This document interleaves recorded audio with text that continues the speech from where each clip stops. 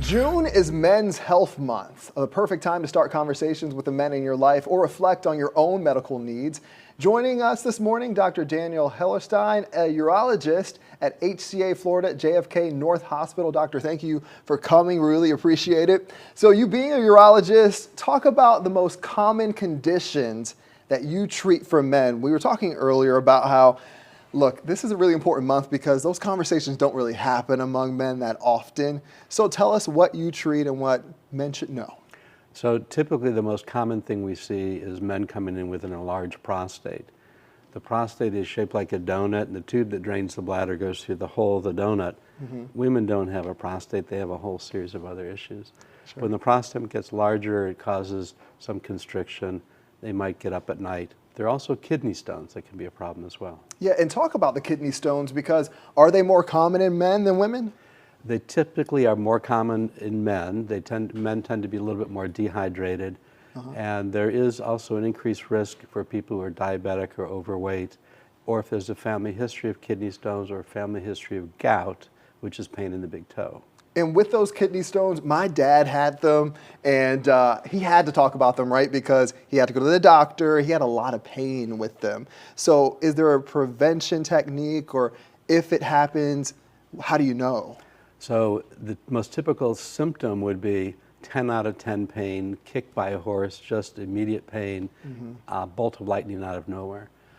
In terms of prevention, a very friendly diet would be a DASH diet, a diet which is reduced fats, reduced salt, reduced protein, and a lot of water.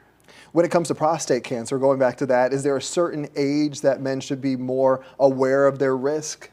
Typically over the age of 50, certain men who have a family history of prostate cancer, and if they're a brother, an uncle, or perhaps a father, then they should be screened at 45 or 50.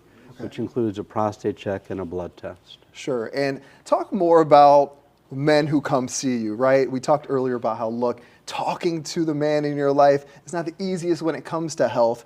Do you see men coming in when they're at the last straw, they need the help, or they got a nudge from the person in their life to say, you gotta go? What does that look like normally? Well, there are friendly nudges, the elbow from the spouse says, hey, listen, you're getting up 3 times at night to urinate, and we need to get you checked out. Sometimes it's a family member or friend who's had a stone or diagnosis of prostate cancer. There's a motivation to come in. Most men don't even know they've had a prostate. They don't even know where it is, what it does. Okay, well, we want to make sure we touch on this, because if you do want to open up those conversations, there's actually a health panel. You'll be part of that. Talk about that, normalizing the conversations with men.